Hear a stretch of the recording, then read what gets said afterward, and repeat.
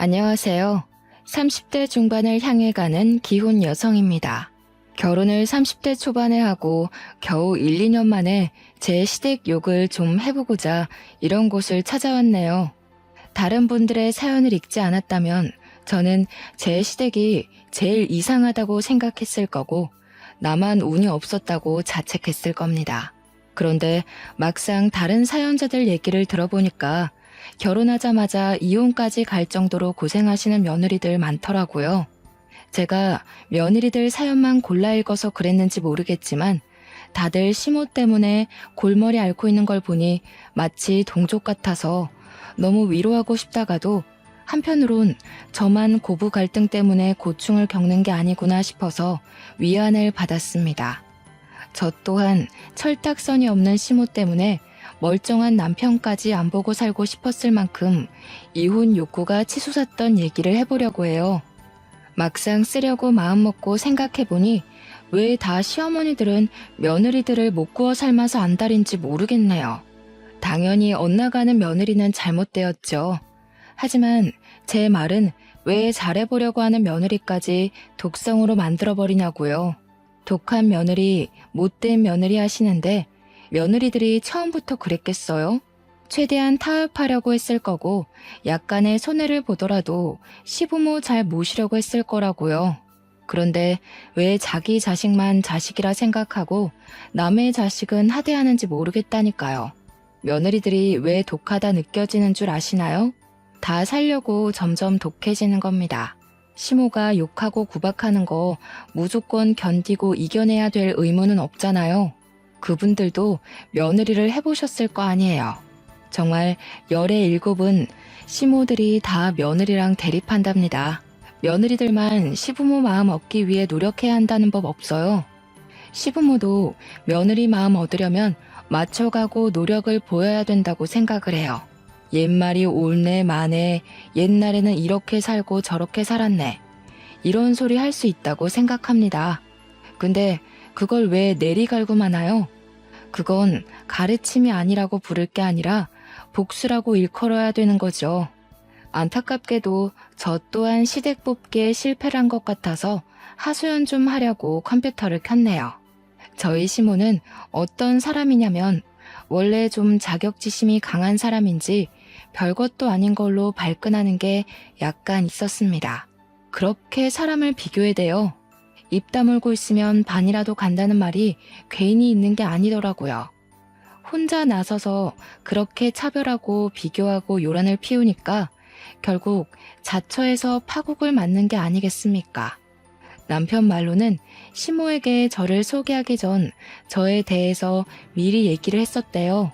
그냥 연애하는 것도 아니고 조만간 식구가 될 사이니까 그런 소식을 전하는 건 당연한 거라고 생각을 했습니다.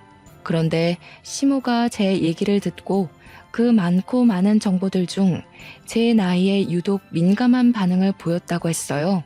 조금 의외였어요. 제가 생각한 건 며느리 될 사람이 뭐 하는 사람이고 어떻게 자랐고 비전이 있는 사람인지 아닌지 정도를 궁금해했을 거라고 생각했습니다. 그런데 하필 나이에 유독 반응했다는 게 들어도 이해가 잘 안 되더군요. 혹시 제가 여자로서 나이가 너무 많다고 생각해 신경을 거슬렸던 걸까요? 굳이 생각해보자면 그 이유밖에 없었습니다. 참고로 당시 제 나이는 32살이었어요. 여기에 대한 의문은 시간이 지나서 상견례를 가졌을 때 시모가 왜 제 나이에 그렇게 예민했는지 알 수 있었습니다. 시댁에는 저와 동갑인 신우가 있어요. 근데 그 신우가 백수예요. 개인적으로 누구 밑에서 일하는 게 체질상 안 맞던 저는 대학 때부터 개인 창업 쪽으로 많이 공부하고 알아봐서 적성을 일찍 찾았고 다른 전공으로 전과까지 하며 졸업 전에 저의 일자리를 스스로 마련했습니다. 그게 현재 운영 중에 있는 게스트하우스입니다. 이 게스트하우스를 잘 운영해서 전국에 체인을 만드는 것이 제 최종 목표예요. 우선 제가 상견례를 갔을 당시에는 서울에만 2군데를 보유하고 있는 상태였습니다. 저 정말로 20대 청춘을 다 바쳐 창업을 준비하고 시작하는 데에 다분했고, 제 20대를 돌아보면 일이랑 공부 말고는 딱히 떠오르는 저의 모습은 없을 정도로 열정 있게 살았어요. 그래서 당연히 남들 친구랑 여행 가고 애인 사귀고 그런 풋풋한 추억은 제게 없습니다. 늘 긴 머리를 동여매고 안경만 끼고 다니면서 책이랑 컴퓨터랑만 놀았던 게 저예요. 학창시절 친구 하나 없이 외로워서 어쩌냐고 묻는 사람도 있는데, 주위를 보면 학교 친구란 이유로 점점 안 맞는 인연을 길게 끌고 가는 게 마냥 좋은 건 아니던데요. 제가 좋은 사람이고 성실하기만 하다면 좋은 친구들은 언제든지 주위에 생길 거라고 그렇게만 생각하며 살았어요. 그러니 어느 정도 제 사업체가 마련이 되고 여유가 생기니까 자연스레 남자친구도 만들 수 있게 된 거 아니겠습니까? 제가 남편을 31살에 만났는데요. 저희는 1년 정도 만나고 결혼을 약속하게 되었습니다. 20대 청춘을 모두 창업하는 데만 열정을 쏟은 제 사정을 남편은 엄청 자랑스러워했어요. 그래서 시모한테도 그렇게 저를 소개했다고 합니다. 그 때문인지 시모가 상견례 자리에서 저를 칭찬해 주었는데요. 분명 표정이나 말투는 칭찬이 맞는데 곰곰이 생각해보면 칭찬 같지 않은 뭔가의 기운이 느껴지더라고요. 따님이 참 대단한 것 같아요. 요즘 애들은 다 의지박약이라서 어린 나이에 오너 자리 서기 쉽지 않은데 어쩜 그리 독하게 성공을 했대요? 따님이 고집 좀 있는 편인가 봐요. 이건 칭찬일까요, 욕일까요? 솔직히 듣는 사람 입장에 따라 다르겠지만 일단 제 기분은 그다지 개운하진 않았어요. 시모는 한두 번도 아니고 상견례 내내 저런 식으로 저를 왕창 칭찬해주다가 마지막에 김 빠지는 소리를 꼭 보태었습니다. 그러면서 자기 딸인 신우에 대한 얘기도 굳이 갖다 붙이며 말했어요. 우리 효연이는 똑똑한 의대생이라서 내년에 졸업만 하면 유능한 의사가 될 애예요. 제 딴에는 그냥 내 자식 잘 먹고 잘 사는 것만 바라는데 애가 공부 욕심이 또 있더라고요. 누굴 닮아서 저렇게 기특한 짓만 하는 건지. 우리 딸애가 학교 다니면 그렇게 상을 받아오던데 의사 될 사람들이 학교 생활에 성실했다지요? 신우는 당시 백수이긴 해도 의대생이었습니다. 신우 나이가 저랑 동갑이라 했으니 32살이었죠. 그런데 아직도 학교를 졸업 못하고 의대생으로 있다는 겁니다. 뭐 사정이 있어서 휴학을 했다든지 늦게 입학했다든지 그럴 수는 있겠죠. 하지만 시모가 그렇게 학교 시절부터 의사 체질인 것 같다고 의사를 꿈꾸네라고 자랑을 할 거면 저랑 동갑인 나이에 의대생일 게 아니라 전문의 한 자리는 앉아 있어야 되는 거 아닙니까? 그것에 대한 후일담은 나중에 남편한테 물어봐서 듣게 된 건데요. 신우가 무슨 사정이 있는 건 절대 아니었고 그냥 단지 2년째 의사 국가고시를 떨어지고만 있다 하더라고요. 뭐 시모가 자랑하는 것만큼 신우가 의사 체질 같지는 않은데 원래 부모에게 자식 자랑은 나라 불문하고 공통점이니까 이해를 해줬어요. 다만 저랑 제 친정 부모가 궁금했던 건 신우 얘기가 아니라 저랑 결혼하게 될 남편의 얘기입니다. 그런데 상견례 진행하는 동안 주고받은 대화는 남편 얘기보다 온통 신우 자랑 얘기로 가득했어요. 시모가 분명 남편도 사랑하는 게 보이지만 너무 지나치게 신우를 감싸고 도니 처음에는 아들보다 딸을 더 좋아하시는구나 그렇게만 생각해야 했습니다. 그 와중에 시모가 신우에 대해 시끄럽게 떠들 때마다 신우는 아무 반응도 없이 식사만 했어요. 가끔씩 저와 신우 눈이 마주치곤 했는데 그럴 때마다 잽싸게 피해버리고 말더군요. 그게 낯을 가려서 그런 건지 기가 죽어서 그런 건지는 모르겠어요. 일단 제가 보기에 신우는 시모가 자신을 칭찬하고 치켜세우는 걸 그다지 달가워하지 않는 것 같았습니다. 그때부터 저는 결혼 생활을 하면서도 계속 그런 느낌을 받았어요. 본격적으로 이 집안 사람들의 식구가 되고 나니 시무와 신우 관계가 좀 더 잘 보이더라고요. 시무가 은근히 자기 딸이 기죽을까봐 억지로 내세우고 최고라고 부담 주는 게 눈에 보였습니다. 물론 남의 집 사정인데 제가 궁금해해서 뭐 하겠습니까? 문제는 시무가 그렇게 신우 자랑을 할 때마다 꼭 저를 끼워 넣는다는 겁니다. 시무는 상견례 때 제 칭찬을 남발하다가도 은근히 의사 될 신우보다 제가 못난 사람이라는 걸 엄청 주절거렸다고 했잖아요.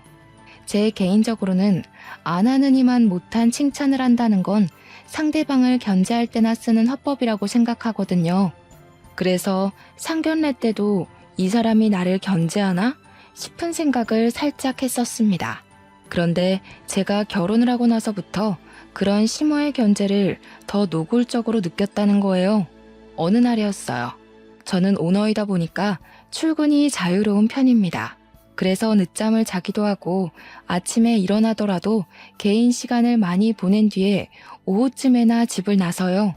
그걸 남편은 당연히 알고 있고 시댁에서도 제가 결혼하기 전에 말씀드렸기 때문에 모르지 않습니다.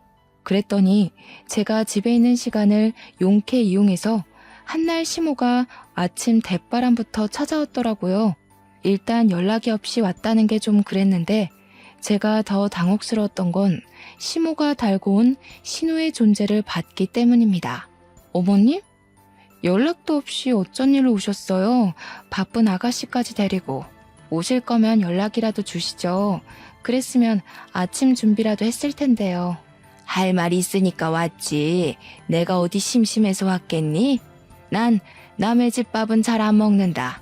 커피나 한 잔 타와 봐라. 아침에 안 마시고 왔더니 기운이 영 없네. 아니 대체 이렇게 큰 건물에 왜 엘리베이터가 없는 거야? 그렇게 비싼 집이라고 떵떵거리더니 순뻥 아니야? 네, 저희 집 건물은 말 그대로 엘리베이터가 없습니다. 저랑 남편은 생활 운동을 좋아해서 일부러 아파트를 안 가고 5층 빌라를 선택했어요. 그래도 나름 집값은 높은 63평 고급 빌라입니다. 엘리베이터가 없다고 구시렁 많이 대시는데 그래봤자 겨우 3층이에요. 시모야 늙었으니까 골골댈 수밖에 없겠죠. 그렇다고 저희가 시모 기준 맞춰서 집을 구할 건 아니잖아요. 어쨌든 그렇게 우리 집을 갖고 욕을 하고 굳이 다리 아파하면서 여기까지 온 이유가 뭐냐면요. 이번에 무슨 하우스? 게스트하우스라고 했나? 그래, 그거 3개 준비 들어갔다면서? 아들한테 들었다. 그거 하면 돈이 그렇게 많이 되니? 그럼요. 요즘 관광객이 많으니까요. 게다가 코로나도 많이 잠잠해졌잖아요. 항공편도 거의 풀리고 날씨도 사계절 상관없이 화창한 날이 많고요. 관광객도 폭발적이고 놀러 다니는 사람도 엄청 쏟아지고 있어요. 방이 모자라서 예약도 다 못 받는다니까요. 그래? 그렇다면 여유 좀 많겠구나. 그럼 우리 효연이 학원 하나만 끊어줘라. 그 대신 내가 반찬 같은 건 만들어다 줄게. 너희들 맞벌이 하면 밥도 옳게 못 먹고 다닐 거 아니니? 우리의 의사 되면 너한테 다 갚아줄 거니까 투자한다고 생각해라. 시무가 찾아온 목적을 듣는데 저한테 돈 맡겨놓은 줄 알았습니다. 황당해서 선뜻 대답을 안 하고 신우랑 시무를 번갈아 봤어요. 그러니 그 옆에 잠자코 있던 신우가 말없이 제 앞으로 전단지 하나를 내밀더군요. 보니까 의사 국가시험을 위한 입시학원 홍보물이더라고요. 아, 그러니까 지금 이거 좀 저렴하게 표현해보자면 저한테 삥 뜯는 거잖아요. 신우 뜻도 잘 알겠고 시모가 뭘 원하는지도 충분히 알아들었습니다. 하지만 그걸 제가 왜 해줘야 되는지는 끝까지 이해하지 못했어요. 이렇게 뻔뻔한 사람들도 사실 처음 봤고요. 제가 일찍부터 오너 시장에 뛰어들면서 저보다 훨씬 사회 선배들이나 어르신들을 많이 만났었는데요. 솔직히 어리고 여자면 무시 많이 받는다고 하잖아요. 사실 저는 그렇게 차별을 겪은 적이 없어요. 제가 잘했기 때문인지 운 좋게 좋은 사람들만 제 곁에 엮여 있었던 건지는 모르겠네요. 여기서 분명히 말씀드리고 싶은 거는 시모같이 뻔뻔하고 염치 없게 부탁하는 사람은 처음 봤다는 거예요. 제 평소 성격은 상대에게 나쁘고 차갑게 말하질 못하는 타입입니다. 그래서 언성 높이는 사람들과는 말다툼이 나기 전에 바로 손절해버리거나 만약 안 볼 수 없는 사이라면 제 입장을 또렷하고 얌전하게 그리고 최대한 웃으면서 풀어나가려는 사람이에요. 어머님이랑 아가씨 말씀 뭔지 알아들었어요. 돈이 필요하시다는 거잖아요. 그런데 아무리 생각해도 그 돈을 왜 제가 해줘야 하는지 잘 모르겠어요. 저는 이해가 안 되는 일이면 쓸데없는 짓이라고 봐서요. 혹시 제가 납득할 만한 이유가 있을까요? 쓸데없는? 아니, 이유가 뭐가 필요하니? 너도 이제 우리 식구잖아. 식구가 왜 있는 거겠어? 서로 도움되고 도움 주라고 있는 게 식구 아니겠니? 어머님, 그건 잘못된 생각이에요. 그런 건 식구라기보단 사업 파트너라고 보는 게 맞죠. 그리고 저처럼 피 안 섞이는 가족일수록 그런 돈 얘기는 조심하는 것도 맞고요. 죄송해요, 어머님. 제 입장에서는 별로 납득이 안 되는 이유네요. 아가씨 문제는 해결 못 해드릴 것 같은데 어쩌죠? 시모 입장에서는 제가 바로 수락이라도 해줄 줄 알았나 봐요. 그러니까 당당하게 신우까지 데려와서 통보를 한 것일 텐데 제가 막상 단호하게 거절하니 얼마나 당황했겠습니까? 아마 남편한테 제가 착하고 참하다는 걸 미리 들은 데다가 평소에도 제가 웬만하면 시모한테 네네 했기 때문에 만만하다고 생각한 것 같아요. 속으로 호구 며느리 잡았다고 이기적인 마음을 키워가고 있었나 봅니다. 제가 단칼에 거절하자 신우조차 얼굴을 시뻘겋게 열올리며 시모한테 역정을 냈습니다. 아이씨, 쪽팔려. 그러게 내가 안 될 거라고 그랬잖아. 뭐 대단한 계획처럼 나 데려오더니 겨우 올케한테 돈 뜯는 거였어? 됐어. 나 먼저 갈 거야. 신우는 시모한테만 원망 섞인 소리를 치곤 먼저 집을 나가버렸어요. 상황이 본인 흘러가는 대로 안 가자 시모 또한 벌떡 일어났고 신우를 뒤쫓아서 나가려다가 뒤를 돌아 저한테 한마디 던졌습니다. 너 우리 딸 아직 공부 중이라고 무시하지 마라. 우리 딸이 의사만 되면 아무리 나이 들어도 너처럼 장사하는 애들보단 탄탄대로니까 지금은 네가 돈 많이 버니까 고개 치켜들고 있지? 나중에 내 딸 의사 되면 네가 내 딸 앞에서 머리 조아리고 있어야 될 거다. 네? 무시는 어머님이 하시는 것 같은데요. 아가씨가 백수인 거 신경 많이 쓰시는 걸로 보여요. 아직 공부 중이니까 이럴 땐 옆에서 얌전히 응원만 해주세요. 아가씨가 어련히 잘하겠죠. 참, 어머님 커피 드셔야죠. 기가 차서 정말 내가 어디 아무 커피나 먹는 줄 아니? 그런 싸구려는 입에도 안 된다. 어디 감히 의사 자식 둔 사람한테 시중 커피를 대접해? 갖다 버려라. 시모가 많이 화나 보였어요. 정작 화가 나야 될 사람은 제 입장 같은데 저한테만 거절당한 게 좀 창피한가 봐요.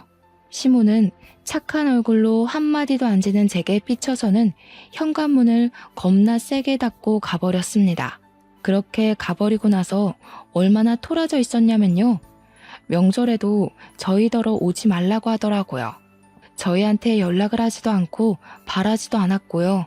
그렇게 무려 1년이 지났습니다. 시모에 대해선 자격지심도 큰데 그만큼 속도 좁은 사람이란 걸 보너스로 알게 된 시간이었습니다. 그리고 1년 후에 들린 시댁 소식은 충격적이게도 신우가 의사 국가시험에 또 떨어졌다는 소식이었어요. 남편한테 들어서 우연찮게 신우 가채점 점수를 들은 적이 있는데 점수가 커트라인보다 훨씬 못 미치더라고요. 과연 국시를 3년째 준비하고 있는 사람이 맞나 싶을 만큼 형편없는 점수였습니다. 이대로면 신우는 평생 의사가 될 수 없어요. 그 말은 즉 신우는 의사치고 공부를 겁나 못하는 편이라는 겁니다. 사실은 의대에 들어갈 성적도 아니었는데 사수까지 해서 간신히 턱걸이로 입학한 거래요. 남편 말로는 그러도록 입바람 넣은 것도 다 시모 강요였다고 하더라고요. 신우가 의대 입학을 한 뒤로 공부에 흥미를 잃어서 성적을 개판으로 관리했을 거라고 남편이 그러더군요. 신우에게 별다른 꿈이 없었기에 시모가 신우의 등을 떠밀어서 억지로 의대를 강요했고 신우도 그냥 생각 없이 시모 시키는 대로 하며 살았던 것 같습니다. 시모 성과를 보면 그러고도 남았겠네요. 남편은 다행히도 번듯한 대기업을 알아서 척척 준비하고 다녔기 때문에 시모가 크게 터치 안 한 거더라고요. 남편도 시모 하는 꼴 보면 열받았던 적이 한두 번이 아니라고 해요. 사춘기 때는 시모랑 싸우면서 하루하루를 보냈다고 하더라고요. 서로 개인주의가 강한 저희 친정 사정과는 시댁 분위기가 너무 달라서 한 번씩 남편 어릴 적 얘기를 들을 때마다 깜짝깜짝 놀라곤 합니다. 어쨌든 저도 1년간 삐쳐있는 시모를 굳이 찾아가 달래주지 않은 건 저만의 사정이 따로 있었기 때문인데요. 이번에 3호점 세우기로 한 건물에 예기치 못한 문제가 생긴 겁니다. 글쎄 2천만 원을 날로 먹고 튄 벽지 시공자 때문에 시공 작업이 제대로 안 되고 있었다는 거예요. 이 문제로 법정 문제까지 가느라 6개월 이상을 시달렸었어요. 어쨌든 겨우 수소문에 믿을 만한 벽지 시공자까지 찾고 계약을 하느라 근 1년을 생고생했습니다. 그만큼 개업 날짜도 계속 미뤄졌고요. 그 당시에는 정말 눈코 뜰 새 없이 바쁜 나날을 보냈기에 한동안 집에도 남편보다 늦게 퇴근했습니다. 거의 자정 다 돼서 들어간 걸로 기억하고 있어요. 아무래도 늦게 들어와서 늦게 자니까 다음날 더 늦게 일어날 수밖에 없더라고요. 그래서 그날도 그랬어요. 1년이나 연락 없던 시모가 갑자기 언질도 없이 저희 집을 또 찾아온 그 섬뜩한 날이요. 기절하듯 자고 일어나서 겨우 안방 화장실에서 정돈하고 거실로 나갔더니 거기서 시모가 혼자 떡하니 집안을 돌아다니고 있더라고요. 너무 깜짝 놀라서 저도 모르게 어머 하고 소리를 질렀어요. 그러자 시모는 별로 놀라지도 않고 마치 집주인처럼 에헴거리더니 곧 새초롬한 얼굴로 와서 앉으라 명령조로 말을 했습니다. 너는 며느리라는 애가 어쩜 시댁 안부를 안 묻니? 내가 연락 안 한다고 너도 가만히 있으면 되겠어? 그런 건 옛날에도 도리가 아니었다. 어쨌든 내가 이런 소리나 하러 온 건 아니고 너 무슨 사기를 당했다면서? 그러게 마음을 곱게 썼어야지. 하늘이 두 눈 시퍼렇게 뜨고 있는 땅덩어리에서 그리 욕심을 부리면 쓰나. 제가 언제 욕심을 부렸는지 모르겠더군요. 시모는 여전히 1년 전 그때의 토라진 감정을 유지하고 계셨습니다. 정말 지독하게도 소심하지 않습니까? 제 사정은 아마 남편한테 전해 들었겠죠. 남편은 근근히 시모가 불러서 시댁에 다녀오곤 했거든요. 제 꼴 보기 싫어했다던 시모의 말을 남편이 전해주는 덕에 저는 전혀 시댁을 찾지 않았을 뿐이에요. 그런데 이제 와서 먼저 안 달래줬다고 투정을 부리니 제가 인사말에 철딱선이 없는 시모라고 소개한 데는 이런 이유도 포함입니다. 네, 저 사기당했어요. 그래서 좀 피곤하네요. 어머님, 도대체 그런 사람들은 왜 사는 거죠? 어떻게 직접 노력해서 돈 벌 생각은 안 하고 염치 없이 빈대처럼 남의 돈만 호시탐탐 노리는 걸까요? 그런 새끼들은 정말 나가 죽어야 하는 것 같아요. 세상에 공짜 돈 안 좋아하는 사람이 어딨어요? 누구나 쉽게 살고 싶지만 적어도 남의 돈 삥 뜯지는 말아야 되는 거잖아요. 안 그래요, 어머님? 제가 울상을 지으면서 그동안 사기 때문에 속상했던 마음을 토로하자 시모는 제가 하는 거친 말투에 좀 놀란 것 같았어요. 그리고 또 뭔가 찔리는 게 있어서 크게 당황하는 것도 같았고요. 당연히 제가 사기꾼들을 가장해 시모를 저격했던 말이니까 찔릴 수밖에 없겠죠. 제대로 먹힌 것 같아 그건 좀 통쾌했네요. 시모는 제가 대놓고 울먹이고 있으니 기가 찼는지 몇 번을 헛숨만 뱉다가 입을 뗐습니다. 뭐 대단한 오너인 척 하더니 너도 허술한 건 매 한 가지구나. 나이 좀 들더라도 차라리 제대로 준비해서 실수 없게 시작하는 게 낫지. 우리 효연이 봐라. 의사 공부 시작해서 아주 꼼꼼히 해내려고 학원까지 알아보고 다니잖니. 그러네요. 제가 오늘로써 더 제대로 정신 차렸어야 했는데. 어머님은 좋으시겠어요? 의사 자식돈 엄마 되실 거잖아요. 그때까지 건강하게 살아 계셔야 해요. 혹시 아가씨 의사 된 거 못 보고 가시면 그냥 백수 딸내미 뒤치다꺼리 하다가 가는 셈이잖아요. 그건 제가 다 속상할 것 같아요. 뭐야? 너 무슨 말을 그런 식으로 하니? 지금 나 놀리는 거냐? 우리 애는 그냥 백수가 아니야. 무려 의사 준비생이라고 내가 몇 번을 말했냐? 시모는 딱 그랬어요. 저랑 신우를 계속 비교하면서 제가 잘 나가면 잘 나간다고 난리, 못 나가면 이때다 싶어 신우 치켜 세우느라 난리. 듣다 보니 어느 장단에도 맞춰드리면 안 될 것 같다는 확신이 들더라고요. 이런 열등감 심한 사람들은 귀찮다고 그 사람들 뜻대로 오냐오냐 받아주면 아주 신이 나서 더 엇나가요. 그렇다고 무턱대고 성질을 내버리면 오히려 저를 성격 이상한 사람으로 몰겠죠. 그러니 질질 끌면서 스스로 지치도록 그 열등감자가 저를 아주 미워하도록 계속 반대 의견을 내주는 게 은근 먹힌답니다. 다 됐고, 그래서 넌 우리 효연이 학원 끝까지 안 끊어준다는 거냐? 일이 벌 받았으면 마음 좀 고쳐먹지 그러니? 너 때문에 우리 딸 작년 시험도 떨어졌어. 그때 학원 등록만 했어도 내 딸 벌써 의사 됐을 거다. 참, 그래. 맞네요. 그때 어머님이 서로 돕는 게 식구라고 하셨죠? 지금 저 사기당해서 아가씨보다 제가 더 돈이 급하거든요. 먼저 저 돈 좀 도와주시면 제가 잘 돼서 다 갚을게요. 사기당한 돈 보상금 받으려면 수개월은 걸린다고 하더라고요. 돈 좀 주세요. 뭐야? 내가 너한테 돈을 왜 빌려주니? 우린 그런 돈 없다. 있었으면 내가 우리 딸한테 쓰지 그걸 왜 너한테 쓰겠어? 이유가 어딨어요? 우리 식구라면서요. 역시 어머님은 저를 식구로 보지 않는데 돈이 아쉬워서 저한테 식구 타령하셨던 거죠? 정말 너무하세요. 저는 어머님이 저를 호구로 보는 줄도 모르고서 어머님 잘 모시려고 했었는데. 그럼 저도 아가씨 백수꼴 유지하는 거 지켜만 볼래요. 저도 애 낳아서 제 애한테 써야 되잖아요. 제가 또 호락호락하지 않자 시무가 지금 자기한테 협박하는 거냐고 그러기에 저는 완강하게 손을 내저으며 그저 서운해서 그런다고 울먹거렸습니다.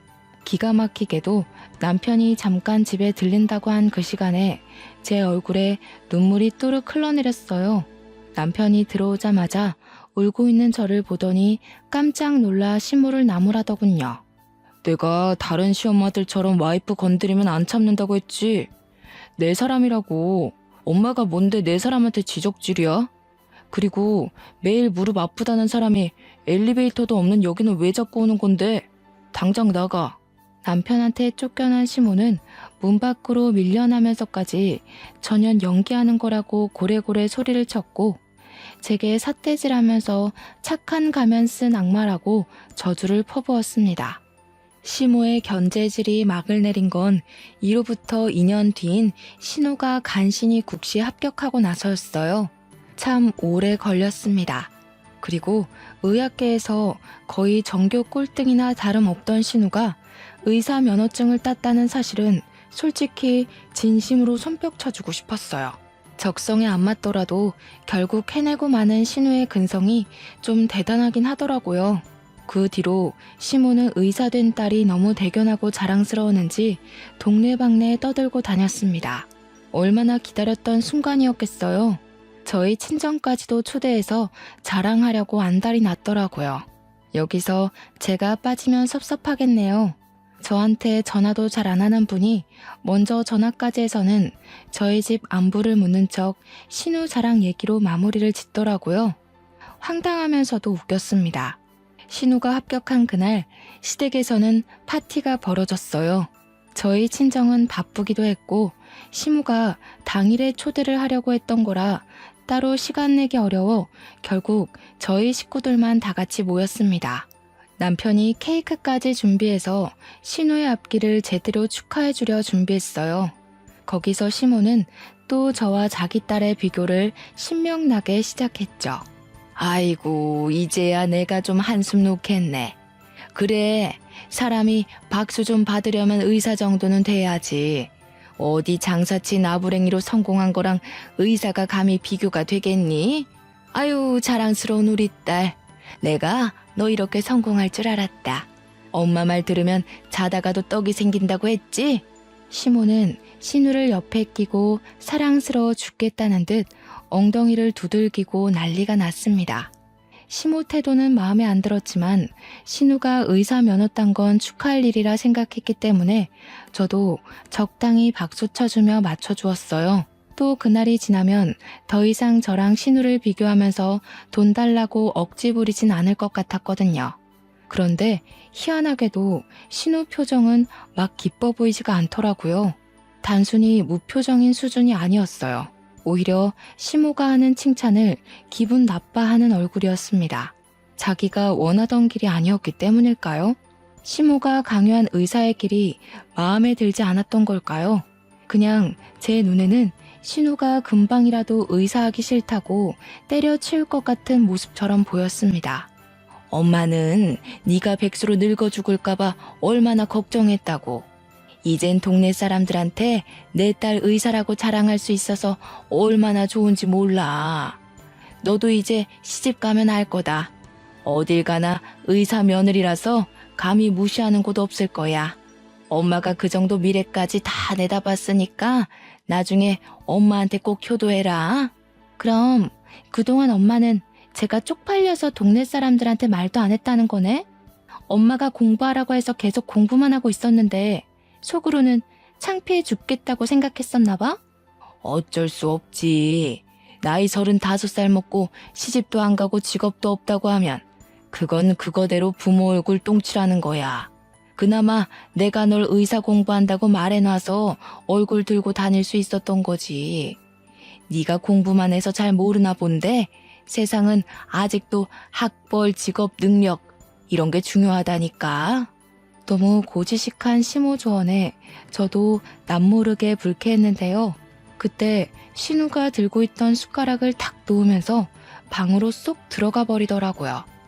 그러면서 손에 뭘 들고 와서는 시모 앞으로 내려놓았습니다. 신우가 내민 종이 안에는 웬 식당 사업 계획서랑 2장의 사진이 붙어 있었어요. 그리고 뒤이어 나오는 말은 이 시댁을 쑥대밭으로 만들어 놓았습니다. 나 그동안 의사 국시 질질 끈 거 일부러 그랬어. 공부도 안 했고 시험도 고의로 더 망쳤던 거야.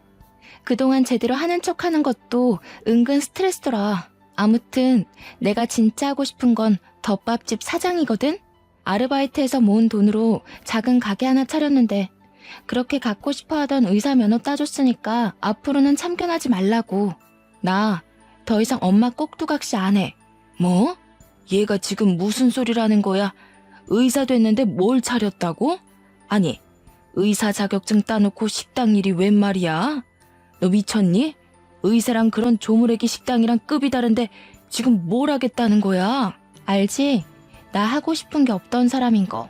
근데 오빠 결혼하고 올케 보고 마음이 달라졌어. 올케가 어린 나이에 하고 싶은 일 하면서 장사하는 거 보니까 멋있더라고.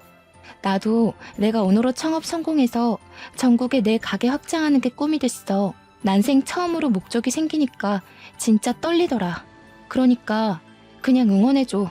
그 순간 식탁 위를 흐른 정적은 제 살결까지 소름 돋게 만들었습니다. 특히 시모 반응이 궁금해서 바로 쳐다봤더니 시모 얼굴이 완전 사색이 되어 있더라고요. 남편은 그 상황을 눈치 보고 있었고 저는 신우를 잠시나마 오해했던 게 미안해서 진심으로 신우의 꿈을 존경하듯 바라봤습니다. 그때 갑자기 시모가 찬 분위기에 찬물을 한 번 더 끼얹으며 비명을 질렀어요. 그러다 손에 들고 있던 종이랑 사진을 갈기갈기 찍기 시작했죠. 식탁 중앙에 있던 국자를 들고서 신우 머리통을 향해 냅다 던지더니 쌍욕을 하기 시작했습니다. 이 몹쓸년이 너 제정신이야? 음식점, 덮밥. 내가 대출까지 받아서 너한테 퍼본 돈이 얼만데. 당장 집어치워. 너 이 식당 이거 하면 나 2번 다시 너 안 본다. 쪽팔리게 덮밥 장사가 뭐야 덮밥이. 이럴 줄 알았어. 엄마한테 내가 딸이기는 해?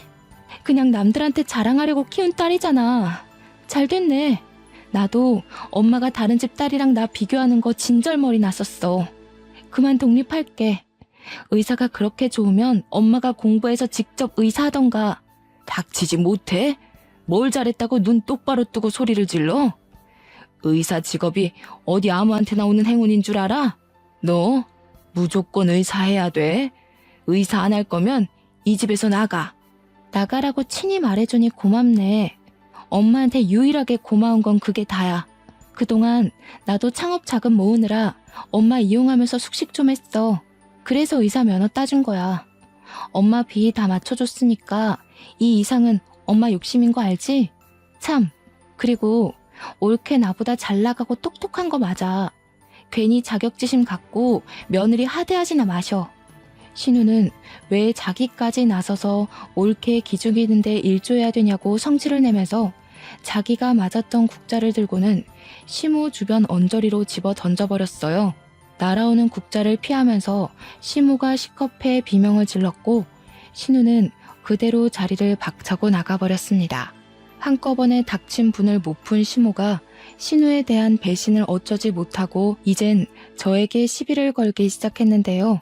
신우가 의사 안 하고 딴 생각한 게 저 때문이라며 무작정 따지는 거 아니겠습니까? 네가 얄궂은 그런 장사나 하면서 애 마음 어지럽혀 놓으니까 저 모양이 된 거잖아. 내 딸 인생 어떡할 거야? 우리 딸 의사로 안 살면 나 진짜 죽어. 너 그 일 당장 관둬라. 너 때문에 공부 잘만 하고 있던 애가 헷가닥 돌아버렸잖아. 어머님, 제발 사람 좀 되세요. 딸 왜 의사 시키려고요? 저한테 돈 구걸한 것처럼 딸한테도 빌붙으려고요? 딱 보니까 어머님은 죽을 때까지 대우 못 받을 팔자예요. 어쩌자고 사서 밉상짓을 골라 하세요? 안 그래도 인상이 불도구상이시라 좋진 않은데. 이게 정신 나갔나? 너 은근히 웃으면서 사람 엿먹이더라? 일부러 그러는 거지? 싹수 없는 것 같으니라고. 너까지 쫓겨나고 싶은 거냐? 우리 아들이랑 갈라서고 싶어? 사실 남편 때문에 어머님 횡포 참고 살았는데 계속 이런 꼴 보고 살아야 되는 거면 그냥 이혼해도 괜찮을 것 같네요. 여보, 어머님이 우리 이혼했으면 좋겠나 봐. 어떡할까? 우리 이혼할래? 남편은 밥상 위에 위험한 물건들이 또 날아다닐까봐 그걸 치우고 있었는데요. 제 말을 듣고 주방에서 헐레벌떡 뛰어와서는 자기 엄마한테 쌍심지를 켰습니다. 저랑 이혼하기 싫은 남편의 마음이 아주 강력하게 시무를 공격하였어요. 내가 엄마 없인 살아도 우리 와이프 없인 못 살아. 나한텐 한 번도 엄마가 와이프보다 먼저였던 적 없어. 엄마 때문에 와이프 다치는 순간 나는 바로 엄마 손절할 거야. 그러니까 시엄마랍시고 내 와이프한테 별 시덥잖은 소리 해봐. 이제는 나도 안 참을 거야. 남편이랑 살면서 남편이 고래고래 소리 지르는 건 처음 봤습니다. 남편이 저만 두둔하며 시무를 외롭게 만들자 시무는 역시 또 삐쳐서는 더 이상 대응 안 하고 방으로 쏙 들어가 버렸어요. 그 와중에 저는 안녕히 주무세요 라고 인사는 남겨드렸네요. 나름 파티를 했던지라 식탁이 아주 어질러져 있었는데 시부가 시무를 뒤따라 들어가면서 우리더러 상은 내일 치우게 두고 그만 집에 가서 쉬라고 하더군요. 그러면서 저더러 시무가 철딱선이 없어서 미안하다고 대신 사과를 해주었습니다. 시부가 방문을 닫고 들어가자마자 시부의 큰 호통이 거실 밖까지 들렸는데요.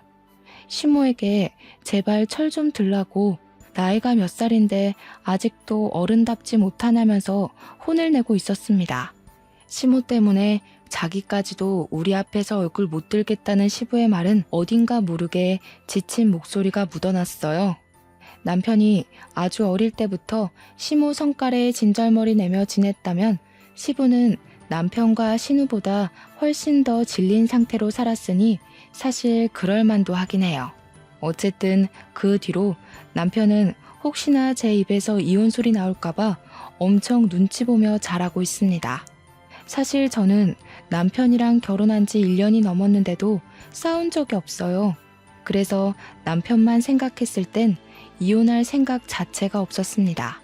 남편이 이렇게 눈치를 보는 건 다 시모 때문에 순간순간 제 표정이 돌변해서였을 겁니다. 시모는 삐치면 근 1년을 연락 안 하는 사람이니까 이번 해도 조용히 보낼 수 있을 것 같아요. 본의 아니게 시댁을 뒤집어 엎어준 신우 덕분에 저까지 한 해 더 편하게 생겨 좋긴 합니다.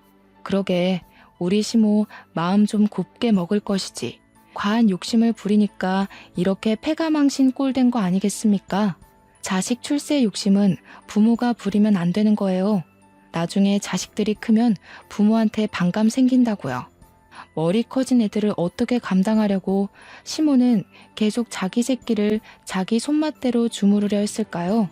그러니까 현재 자식들한테 뒤통수를 맞은 거 아니겠습니까? 물론 신우도 참 대단합니다. 시모 꼭두각시로 살다가 꿈이 생기고 나서는 본인 돈 모으는 데 시모를 이용했다고 했잖아요. 자기 엄마가 얼마나 미웠으면 이용을 했다고 표현을 할까요? 의사 좋아하는 시모한테 의사 자격증을 덜컥 던져주면서 이거 먹고 떨어지라고 할 때는 정말 제가 다 소름이 돋았습니다. 도끼는 며느리에게만 있는 게 아니구나 싶었어요. 이래나 저래나 현재는 저희도 신우도 시댁과 왕래 없이 알아서 잘 살고 있습니다.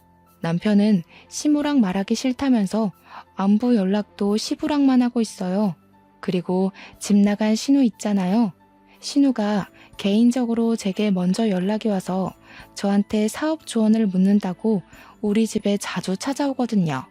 저랑 같이 우리 게스트하우스에 다녀오기도 하고 오너가 어떤 식으로 구조물 관리를 하는지 직원 관리나 필요한 협력업체 등등 전체적인 시스템을 어떻게 돌려야 하는지 제게 배우고 싶다고 솔직히 매일매일 만나고 있습니다.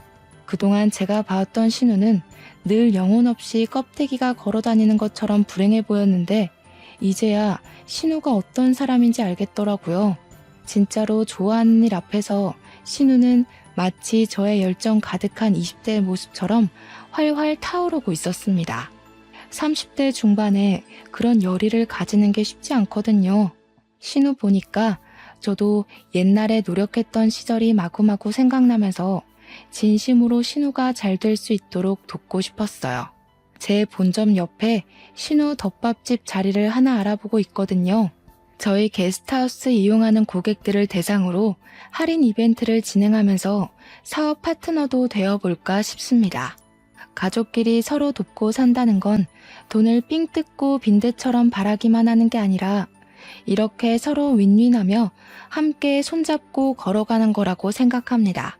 제발 시무가 나중에라도 철이 들어서 자식들에게 진심으로 용서를 빌고 엄마로서 제대로 역할 노릇하는 사람이 되었으면 싶네요. 누가 그런 소리를 하더라고요. 다 큰 자식한테 옛날 같기를 바라고 뭘 해주기를 기대하면 안 된다고요. 자식은 부모의 소유물이 아니니 내 손으로 자식들이 독립할 수 있도록 키워만 놨다면 그건 자식에게 베풀 수 있는 것도 자식에게 받을 수 있는 것도 다 끝났다고 봐야 된대요. 그 이후부터는 자식들이 스스로 효도를 하면 되는 거고 사정이 있어서 얼굴 자주 못 보여주면 그냥 그런 대로 살아야 되는 거라고 하더라고요. 저도 미래의 제 자식을 생각하면 듣기만 해도 속상한 순리이지만 그게 자연스러운 과정이니 자식의 탄생부터 보내주는 그날까지 기쁨과 슬픔은 온전히 부모만 감당해야 되는 게 아닌가 싶습니다. 독수리가 그런다고 하더라고요. 새끼들 품어놓고 날지 못하는 새끼새를 절벽 아래로 그냥 밀어버린다고요. 새끼새들은 그렇게 날개짓 하는 걸 배운다고 하더라고요. 그 순간 자식들이 독립을 하게 되는 건데 이런 부분은 어쩌면 우리 사람들에게도 한 번쯤 괜찮은 조언이 될 것 같습니다. 아, 그리고 내 자식 중요한 거 알면 제발 남의 자식 중요한 것도 좀 압시다. 나쁜 마음 먹고 살면 내 자식도 다른 누군가에게 똑같이 고통받습니다. 제 사연은 여기서 마치도록 할게요. 들어주셔서 감사합니다.